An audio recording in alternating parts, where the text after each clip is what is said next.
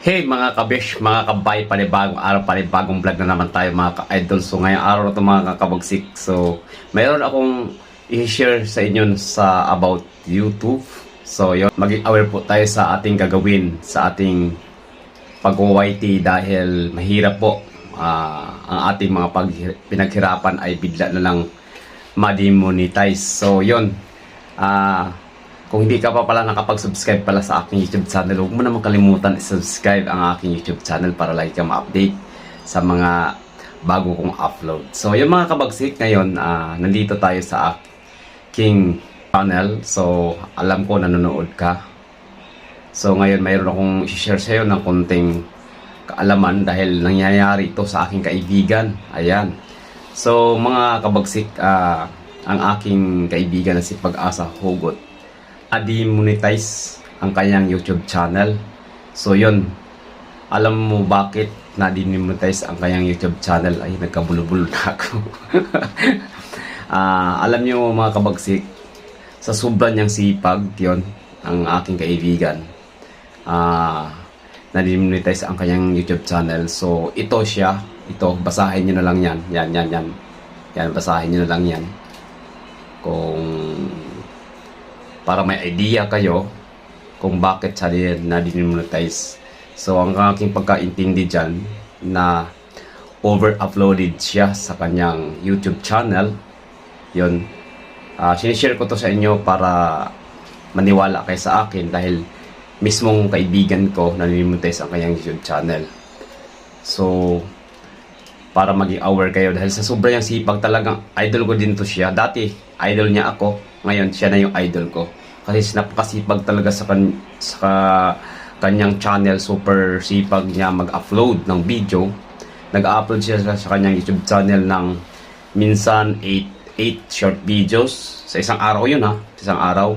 And then, mayroon pang siyang uploaded na 4 videos to 6 videos in one day. So, kung ikakabalik mo siya ng minsan, maabot siya ng 12 videos lahat sa isang araw. Minsan nga may 13 pa to 15. So siguro, na-over-upload talaga siya kasi yun ang sinabi ni YT, yun. So yun, intindihin nyo na lang yung sinabi ni YT. Ayan, sinishare ko to sa inyo para maging aware din po kayo kung talagang masipag po kayo.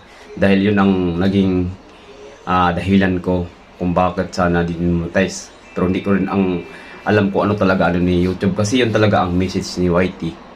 So yun na nga mga ka-idol, mga kabagsik, nalungkot po talaga ako dahil nagsimula pa lang siya. So nakasahod din naman siya sa kanyang YT kahit kaumpisa pa lang niya. Ginawa niya itong channel na yan dahil para sa kanyang pamilya. Pero super sipag talaga siya, kaya naging idol ko talaga siya, si Pag-asa Hugot. So masipag, may work, and then super sipag niya mag-upload ng video dahil gusto niya makatulong sa kanyang pamilya para maihaw niya ito sa kahirapan kung sakaling siya ay papalarin. Kaso nga lang nakakalungkot dahil yun nga, nalilimutes ang kanyang YouTube channel. Sana maibalik sa kanya ang kanyang ads dahil nag-appeal pa naman kami, nag-apply kami for appeal kung anong mangyari. Nag-apply kami noong nakaraan araw, is ang susunod is November 3. So sana ma-approve ulit para maibalik ang kanyang AdSense, no? Ay ads sa kanyang YouTube channel. Yun, lahat naman mga kabagsik, lahat ng sobra ay masama. So, lahat din ng kulang masama din po yun. So, kung hindi ka rin nag-upload kay YouTube, ma-demonetize ka din. Lalo-lalo na pag wala na yung watch hour mo. So, alam naman natin ng karamihan yan na ma-demonetize ang YouTube channel kapag hindi ka nag-upload ng video. Almost 3 months yata, mga ganyan. Kahit wala kang upload, talagang ma-demonetize ka. Kasi, parang work yan eh. Kunwari, ikaw ba? Kung hindi ka nagtatrabaho sa iyong company, siyempre i-fired, no? Ano daw? Yun. Ganun, parang nagtatrabaho din tayo para tayo din makasahod. Pero ako mga kabagsik, honesty. So, wala pa talaga akong sahod. 3 months na, wala pa akong sahod. So, yun. Pero sa akin naman, ini-enjoy ko lang kung ano yung dadating or basta ang lagi kong pinagdasal na enjoy lang sa pag-vlog kung may dadating na blessing. Yun.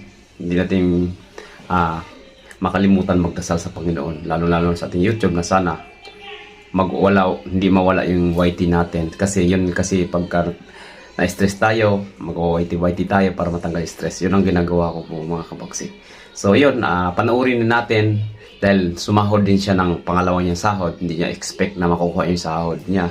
So siguro sa kanyang pagpapasalamat din sa Panginoon at sa akin, ito, nag-sponsor siya. Yan, panoorin natin.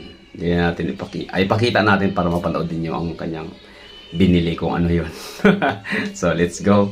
Bago pala yan, salamat pala sa lahat na nag-subscribe sa aking YouTube channel, sa lahat ng suporta, sa aking YT, sa Michael, at sa mga Kabagsik TV, at siyempre sa mga FB page ko. Maraming salamat po sa walang sawang suporta. God bless you always, lalo sa mga OFW natin, sa team Gapangan, Team Logit, Team Loyals, at sa lahat ng mga team. Maraming salamat. God bless you always. Bye-bye. Panoorin natin. Guys, panibagong araw, panibagong vlog na naman tayo mga kabagsik. Ngayong araw na ito mga kabagsik, mayroong mag-sponsors Lodi dahil sumahod din sa kanyang YouTube. Ayan. So, tingnan natin kung sino siya. Let's go! Tingnan natin. Uy, dumating na siya. Yun. Uy, chicken! Beke naman, noodles. Beke naman, noodles. Sponsor. Oy! Oy, yan si Pag-asa Hugot. Uy, may tinapay pa. Tinapay pa, guys. Ito, galing to sa pinaghirapan ko. Uy! Pero bigay to ng galing to talaga sa puso ko. Yon. Ano masasabi mo yung mga taong negative? Or kasi wag na natin banggitin yan kasi baka mga ipit tayo. Ipit talaga. Kaya ito, sa kasamaan ng palad, na demonetize yung YouTube ko. Pero sarap umiyak. Ang sarap lumuhod, pero bumangon din ako. Oh, yun no? Nakabili din ako. Yan si Pag-asa Hugot. Nakabili din ako ng para ikakatagumpay sa mga kasama ko. Yun no? Suporta ba sa akin? Tulad mo, lakas ng suporta mo sa akin. Lakas mo din mga sar. Pero sa kabutihan naman ng palad, na umabot ng punto ng gano'n, nakasahod din ako kahit na demonetize. Sa'yo na to. Sponsor yung Pag-asa Hugot. Sponsor guys, Pag-asa Hugot. Dito lang tabas.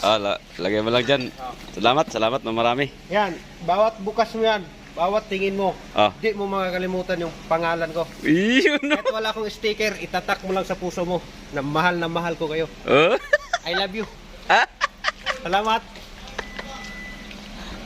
Thank you. Ingat. Ako kayo magtatrabaho mo na. Basta mga driver, sweet lover, mo karga, mo deliver. Kaya kayo, huwag kayo sumuko.